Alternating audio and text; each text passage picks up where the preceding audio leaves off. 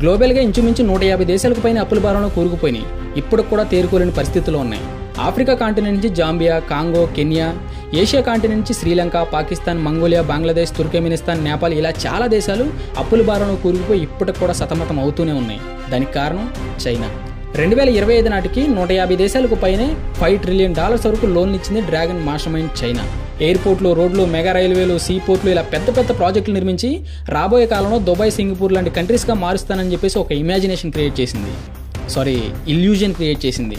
తర్వాత ఆ ప్రాజెక్టుల మధ్యలో ఆపేసి ఆ కంట్రీస్ అన్నింటిని తన చెప్పు చేతలోకి తెచ్చుకుంది. గ్లోబల్ స్టార్గా ఎదగాలనుకుంది. దీన్నే బెల్ట్ అండ్ రోడ్ ఇనిషియేటివ్ ప్రాజెక్ట్గా పిలుస్తారు. బట్ దానికంటే ముందు ఈ ప్రాజెక్ట్ని ప్రాజెక్ట్ ఆఫ్ ది సెంచరీ అనే పేరుతో పిలిచేవాళ్ళు. కానీ ఇప్పుడు ఒక జియో పొలిటికల్ డిజాస్టర్గా మిగిలిపోయిందని చాలామంది చెప్తారు. కానీ దీనివల్ల నష్టపోయింది కేవలం పేద దేశాలు మాత్రమే, చైనా కాదు.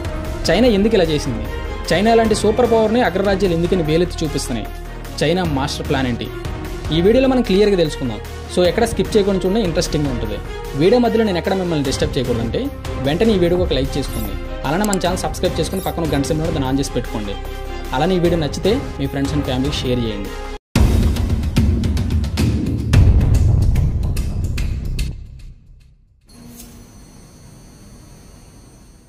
2013లో చైనా అధ్యక్షుడు Xi Jinping belt and road initiative project BRIని ప్రకటించాడు. 21వ శతాబ్దంలో పెద్ద ప్లాన్గా సిల్క్ రోడ్లు, హైవేలు, రైల్వే లైన్లు, పోర్టులు నిర్మించుకుంటూ ఆసియా, ఆఫ్రికా, యూరోప్ను కలుపుకుంటూ తన ట్రేడ్ని పెంచుకోవడమే లక్ష్యంగా పెట్టుకుని ఈ ప్రాజెక్టును ముందుకు తీసుకొచ్చింది. పేద దేశాలకు అప్పులిచ్చి అక్కడ ఇన్ఫ్రాస్ట్రక్చర్ని అభివృద్ధి చేసి చైనా గ్లోబల్ లీడర్గా నిలబడాలనుకుంది. అందుకే పథకం ప్రకారమే ఈ BRI ప్రాజెక్ట్ని తీసుకొచ్చింది. చైనా యొక్క ఈ విజన్ విన్న తర్వాత ప్రపంచ దేశాలను ఆశ్చర్యపోయినాయి. 140కి పైగా దేశాలు ఈ విజన్పై ఆసక్తి చూపించాయి. చాలా మటుకు పేద దేశాలు చైనాతో అప్పుల ఒప్పందంపై సైన్ చేశాయి. అలా చూస్తూనే చైనా 2021 నాటికి $1.34 ట్రిలియన్ వరకు అప్పు ఇచ్చేసింది. అయితే వీడియోలోకి వెళ్లే ముందు చిన్న హిడెన్ ఫ్యాక్ట్ ఒకటి చెప్పాలి. చైనా పేద దేశాలకు అప్పు ఇవ్వడం స్టార్ట్ చేసింది 2013లో కాదు, 2000 సంవత్సరంలో. కొన్ని అంచనాల ప్రకారం ఇది 90s నుంచే జరుగుతుంది. 2000 సంవత్సరం నుంచి 2010 వరకు అభివృద్ధి చెందుతున్న దేశాలకు అప్పులు ఇచ్చుకుంటూ వచ్చింది. దీన్నే ప్రాజెక్ట్ ఆఫ్ సెంచరీగా పిలుస్తారు. 2005లో కేవలం 5% లోన్ జనరేటింగ్ కంట్రీగా ఉన్న చైనా 2015 నాటికి 40% హోల్డింగ్స్ని రాబట్టుకోగలిగింది. అంటే ప్రపంచంలో 40% దేశాలు చైనా దగ్గర అప్పు తీసుకున్నాయి. బట్ ఇదంతా హిడెన్గానే జరిగింది, అంటే రహస్యంగా జరిగింది.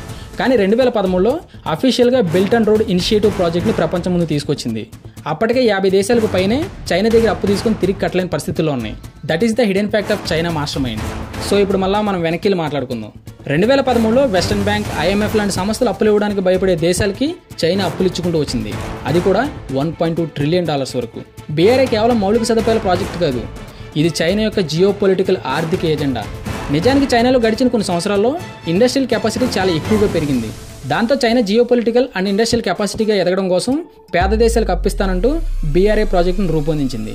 BRIలో భాగంగా చైనా చేసే పని ఏంటంటే DTD, డెట్ ట్రాప్ డిప్లొమసీ. పేద దేశాలకి తీర్చలేనంత అప్పు ఇవ్వడం, అక్కడ ప్రాజెక్టులు నిర్మించడం, అప్పు తిరిగి ఇవ్వలేకపోతే అక్కడ భూములు కానీ లేదంటే ఆ ప్రాజెక్టులు కానీ లేదా మౌలిక సదుపాయాలు లాక్కోవడం. బెస్ట్ ఎగ్జాంపుల్గా చెప్పాలంటే శ్రీలంక. 2010లో శ్రీలంకన్ గవర్నమెంట్ హంబన్తోట అనే ఒక పెద్ద పోర్ట్ నిర్మించింది. ఇది కొలంబో తర్వాత శ్రీలంకలో 2వ అతిపెద్ద పోర్టు. ఈ పోర్ట్ నిర్మించడం వల్ల శ్రీలంక ఆర్థికంగా బాగా అభివృద్ధి చెందుతుందని, రాబోయే కాలంలో శ్రీలంక మరో దుబాయ్లా మారుతుందని చెప్పేసి చైనా వాళ్ళకి ఒక ఇమాజినేషన్ క్రియేట్ చేసింది. దెబ్బతో శ్రీలంక సోలంపాతికయ్యి చైనా దగ్గర $3 ట్రిలియన్ అప్పుగా తీసుకుంది. దాంతో చైనా ప్లాన్ Bని అమలు చేసింది. చైనా శ్రీలంక అప్పు ఇవ్వాలంటే చైనా సంస్థలు ఆ పోర్టును నిర్మించాలి. ఒకవేళ అప్పులు కానీ వడ్డీలు కానీ తిరిగి కట్టలేకపోతే ఆ పోర్టుని చైనాకి అప్పగించాలి. ఆబ్వియస్లీ శ్రీలంక ఎలాగో అప్పులు కట్టలేకపోయింది. సో ఆ పోర్ట్ని CM పోర్ట్ అనే సంస్థ, అంటే చైనా మర్చెంట్ పోర్ట్ హోల్డింగ్ సంస్థ 99 సంవత్సరాలకి లీజు తీసుకొని చైనా హ్యాండ్ ఓవర్లో నడిపిస్తుంది. That is the plan B of China. శ్రీలంకలో ఈ పోర్టు పూర్తయిన ఏడాదిలో కేవలం 30 నుంచి 40 షిప్లు మాత్రమే అక్కడ పార్క్ చేయబడ్డాయి. వాటి నుంచి వచ్చే రెవెన్యూ ఆ పోర్టు మెయింటెనెన్స్ కూడా సరిపోలేదు. ఇంకా చేసేదేమి లేక 2017లో CM పోర్టుకి 99 సంవత్సరాలకి లీజుకి ఇచ్చేసింది. సో ఆ పోర్టు మీద వచ్చే ప్రతి రూపాయి కూడా ఇప్పుడు చైనాకే వెళ్తుంది. కాబట్టి ఇప్పుడు శ్రీలంక పరిస్థితి ఎలా ఉందో మనందరికీ బాగా తెలుసు. నాట్ ఓన్లీ శ్రీలంక, ఆఫ్రికాలోని చిన్న దేశమైన జాంబియా కూడా ఇదే గతి పట్టింది. జాంబియా కేవలం కాపర్ ఎక్స్పోర్ట్స్ మీద మాత్రమే ఆధారపడి బతికే దేశం. అక్కడున్న పొలిటీషియన్స్ కూడా ఈ కాపర్ ఎక్స్పోర్ట్స్ని బాగా పెంచి ఆ దేశాన్ని ఆర్థికంగా పెంచాలనుకున్నారు. సరిగ్గా అదే టైంలో చైనా విజన్ అనే BRI వాళ్ళకి అంటపడింది. IMF, వెస్టర్న్ బ్యాంక్ లాంటి సంస్థలే ఆ దేశానికి అప్పులు ఇవ్వడానికి భయపడితే చైనా $6.6 బిలియన్ లోన్గా ఇచ్చింది, అంటే అప్పుగా ఇచ్చింది. దాంతోపాటు రోడ్, ఎనర్జీ, రైల్వే, టెలికాం వంటి రంగాల మీద కూడా చైనా పెట్టుబడులు పెట్టింది. వాటితో పాటు షరతులు కూడా. అప్పు తిరిగి కట్టలేకపోతే తమ పెట్టుబడి పెట్టిన ప్రతి సంస్థని చైనా చేతికి అప్పగించాలని చెప్పేసి అగ్రిమెంట్ చేయించుకుంది. సో జాంబియా 2020లో వచ్చిన కోవిడ్ దెబ్బకి కాపర్ ఎక్స్పోర్ట్స్ అన్ని ఆగిపోయినాయి. దెబ్బతో జాంబియా మార్కెట్ మొత్తం కుప్పకూలిపోయింది, అప్పుల్లోకి వెళ్ళిపోయింది. సో 2023 జూన్లో చైనా జాంబియా దేశంలో పెట్టుబడి పెట్టిన ప్రతి సంస్థని హ్యాండ్ ఓవర్ చేసుకుంది. దీన్నే వైట్ ఎలిఫెంట్ ప్రాజెక్ట్ అంటారు. అంటే చూడడానికి పెద్ద హై బడ్జెట్ ప్రాజెక్టే కానీ దీనివల్ల ₹1 కూడా లాభం ఉండదు. అలానే యూరోప్లోని మాంటోనిగ్రో దేశాన్ని కూడా మనం బెస్ట్ ఎగ్జాంపుల్గానే చెప్పుకోవాలి. 2014లో చైనా దగ్గర $1 బిలియన్ అప్పుగా తీసుకుని ఆ దేశాలు అన్ని రహదారులను కలుపుకుంటూ ఒక పెద్ద హైవే నిర్మించాలనుకున్నది. కానీ ఈ ప్రాజెక్టులో చాలా లోపాలు ఉండడంతో $1 బిలియన్ కేవలం 41 కిలోమీటర్ల రోడ్డు మాత్రం నిర్మించబడింది. ఎందుకంటే ఈ ప్రాజెక్ట్ వెనకాల చైనాకి సంబంధించిన ఇంజనీర్లు పనిచేశారు. అంటే చైనా చేసుకునే అగ్రిమెంట్ ఇది ఒక భాగం. చైనానే పెట్టుబడి పెడుతుంది, ఇంజనీర్లని, వర్కర్లు కూడా చైనానే సప్లై చేస్తుంది. అయితే ఈ రోడ్డు నిర్మాణంలో ఒక కొండను 2 ముక్కలుగా చేల్చాల్సి వచ్చింది. మొత్తం డబ్బులన్నీ అక్కడే ఖర్చు అయిపోయినాయి. $1 బిలియన్ కేవలం 41 కిలోమీటర్ల రోడ్డు మాత్రమే పూర్తయింది. పైగా ఈ ప్రాజెక్ట్ని ఫైనల్ చేయడానికి చాలా మందికి పెద్ద ఎత్తున లంచాలు ఇచ్చుకుంటూ వచ్చారంట. అంటే మాంటనిగ్రో కంట్రీ ఎంత కరప్షన్లో ఉందో మనకు బాగా అర్థమవుతుంది. ఈ $1 బిలియన్ లంచాలు ఇవ్వడానికి కొంత భాగం, కొండను 2 భాగాలుగా చీల్చడానికి కొంత భాగం ఖర్చు చేసి చివరికి దీన్ని ఇన్కంప్లీటెడ్ హైవే ప్రాజెక్ట్గా ఇప్పటికి కూడా వర్కింగ్లోకి రాని డిజాస్టర్గా మిగిల్చేశారు.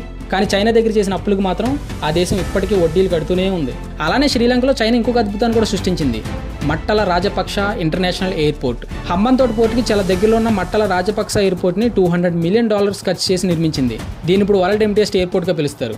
ఎందుకంటే ఇది సిటీకి చాలా దూరంగా ఉంది. ప్రయాణికులు అంత దూరం ట్రావెల్ చేసి ఈ ఎయిర్పోర్ట్ని వాడుకోవడానికి ఇంట్రెస్ట్ చూపించలేదు. దాంతోపాటు చాలా మటుకు ఎయిర్లైన్స్ కూడా ఈ ఎయిర్పోర్ట్ని వాడుకోవడానికి ముందుకు రాలేదు. సో అప్పు తీర్చడానికి ఇబ్బంది పడుతున్నందుకు చైనా పెద్ద మనసు చేసుకుని దీన్ని కూడా హ్యాండ్ ఓవర్ చేసుకుంది. అలానే అమెరికాలో ఈక్వెడార్ అనే ఒక చిన్న దేశం ఉంది. అక్కడ కోకాకోట్ సీక్లియర్ డ్యామ్ అనే ఒక డ్యామ్ నిర్మించబడింది. దానికి కూడా $2.6 బిలియన్ చైనా దగ్గర అప్పుగా తీసుకున్నారు. అయితే ఈ డ్యామ్ని నిర్మించింది చైనా కాంట్రాక్టర్లే. వాళ్ళు డబ్బులు తీసుకున్నారు కానీ క్వాలిటీని ఏమాత్రం పట్టించుకోలేదు. రిజల్ట్ ఏంటంటే ఈ డ్యామ్ మొత్తం మీద 17,000 క్రాక్స్ ఉన్నాయి. ఇది ఎప్పుడు కూలిపోతుందో కూడా తెలియదు. దీన్నే అంటారేమో డబ్బులు ఇచ్చి కొట్టించుకోవడం అంటే. ఇప్పుడు పాకిస్తాన్ వంతు. చైనా పాకిస్తాన్ ఎట్లా అంటే ఒకే కంచం ఒకే మంచం అన్నట్టు. చైనా పాకిస్తాన్కి బాంబులు ఇస్తుంది, కానీ ఆ బాంబులు పాకిస్తాన్లోనే పేలుతాయి. యుద్ధ విమానాలు ఇస్తుంది, కానీ విమానాలు ఎగురుకుంటూ వచ్చి ఇండియాలో కూలిపోతాయి. అంత బ్లడ్ అండ్ బాంబ్ రిలేషన్ వాళ్ళిద్దరిది. అందుకే చైనా $9 బిలియన్ వరకు అప్పు ఇచ్చింది. దీన్నే CPEC అంటే చైనా పాకిస్తాన్ ఎకనామికల్ కారిడార్ ప్రాజెక్ట్గా పిలుస్తారు. ఈ ప్రాజెక్టులో భాగంగానే చైనా పాకిస్తాన్లో పవర్, రిజర్వాయర్లు, పోర్ట్లండ్ కొన్ని పనులు స్టార్ట్ చేసింది. అది కూడా $60 బిలియన్ కొటేషన్ ఇచ్చి అందులో కొన్ని ప్రాజెక్టులు ఆలస్యం చేసింది. కొన్ని ప్రాజెక్టులు అయితే అర్ధంతరాన్ని ఆపేసింది. అయితే పాకిస్తాన్లో గ్వాదర్ అనే ఒక ప్రాంతం ఉంది. ఇక్కడ ఒక ఎయిర్పోర్ట్ నిర్మించాలనుకుంది చైనా. దీనివల్ల గ్వాదర్ ప్రజలకు ఉద్యోగ అవకాశాలు లభిస్తాయని నమ్మించింది. గుడ్డుగోరులా వెళ్ళి పాకిస్తాన్ చైనా చేతిలో పడింది. ఈ ఎయిర్పోర్ట్ పూర్తయిన తర్వాత దానివల్ల ఎటువంటి ప్రయోజనం లేకపోవడంతో పాకిస్తాన్ చైనా దగ్గర చేసిన అప్పులకి వడ్డీ కట్టే పరిస్థితుల్లో కూడా లేనందున 91% అంటే ఎయిర్పోర్ట్లో వచ్చే రెవెన్యూని 91% చైనా తీసుకొని కేవలం 9% మాత్రమే పాకిస్తాన్కి ఇస్తానంటూ ఒక అగ్రిమెంట్ అయితే రాసుకున్నారు. దాంతో గ్వాదర్ ప్రజలు రోడ్డెక్కారు. పరిస్థితులు చైనా అండర్లోకి వెళ్ళిపోయాయి. అక్కడ ఉద్యోగాలు లేవు, ఉసిరికాయ పచ్చడి లేదు. ఇదిలా ఉంచితే G7 కంట్రీస్లో ఒకటైన ఇటలీ చైనా వాణిజ్య ఒప్పందాల BRIని క్యాన్సిల్ చేసినట్లుగా ప్రకటించింది. నిజానికి ఇటలీ చైనా దగ్గర లోన్ తీసుకోలేదు. కేవలం చైనా ఇటలీలో కొన్ని ప్రాజెక్ట్స్ చేయడం కోసం మెమోరాండమ్ ఆఫ్ అండర్స్టాండింగ్ MOUపై సంతకం చేసింది. వెంటనే చైనా ఇటలీలో కొన్ని ప్రాజెక్ట్స్ చేస్తున్నట్టుగా చూపించింది. కానీ ఏది కార్యరూపం దాల్చలేదు. పైగా వాటి వల్ల ఎటువంటి ఆర్థిక ప్రయోజనం లేదని చెప్పేసి ఇటలీ చాలా తొందరగానే అర్థం చేసుకుంది. అందుకే MOU అగ్రిమెంట్ క్యాన్సిల్ చేసుకొని BRI నుంచి తప్పుకుంది. చైనాకి ఇది ఒక పెద్ద దెబ్బ అని చెప్పాలి.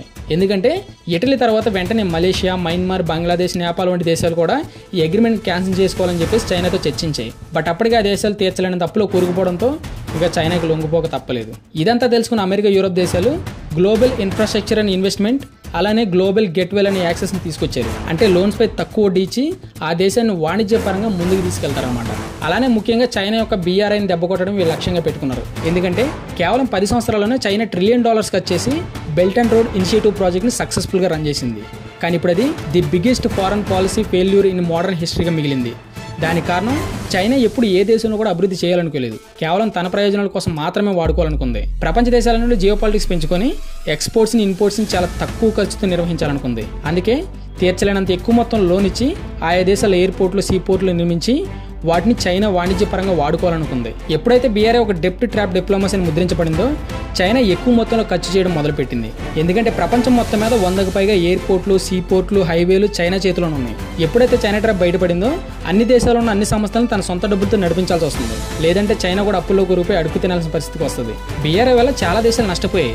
నిజానికి చైనా అనుకున్నట్టుగా జరుగుంటే ఆసియా నుండి యూరోప్ వరకు పెద్ద రోడ్ అండ్ రైల్వే కనెక్షన్ ఏర్పడి ఉండేది. ఇది ప్రపంచ జనాభాలో 60% కవర్ చేసి ఉండేది. చైనా ఎకనామికల్ అండ్ జియోపొలిటికల్ గా బాగా ఎదుగుండేది. అది కుదరలేదు కాబట్టి ఇప్పుడు బీఆర్ఐని రీబ్రాండింగ్ చేసి డిజిటల్ ఇన్ఫ్రాస్ట్రక్చర్, గ్రీన్ ఎనర్జీని ప్రధానంగా చేసుకుని ప్రపంచం మీద పడబోతుంది. కానీ ఈసారి చైనా కాకం కథలు నమ్మడానికి ఎవరు సిద్ధంగా లేరు. ప్రతి కంట్రీ కూడా ఓన్ క్యాపబిలిటీని పెంచుకుంటున్నాయి, ఆర్థికంగా ఎదగడం మొదలుపెట్టాయి. రేస్ మొదలైంది, వార్ జరగబోతుంది. అయితే ఇంత వీడియో మొత్తం చూసిన తర్వాత మీకు ఒక్క డౌట్ కూడా రాలేదా? అంటే ఈ లిస్ట్లో ఇండియా ఎందుకు లేదు అని నెక్స్ట్ వీడియోలో మాట్లాడుకుందాం. ఈ వీడియో నచ్చినట్లయితే లైక్ చేయండి, వీలైతేనే షేర్ చేయండి. తప్పకుండా మన ఛానల్ సబ్స్క్రైబ్ చేయండి, పక్కన ఒక గంట సమయంలో దాన్ని ఆన్ చేసి పెట్టుకోండి. మళ్ళీ నెక్స్ట్ వీడియోకి వెళ్తాం. అంతవరకు సెలవు.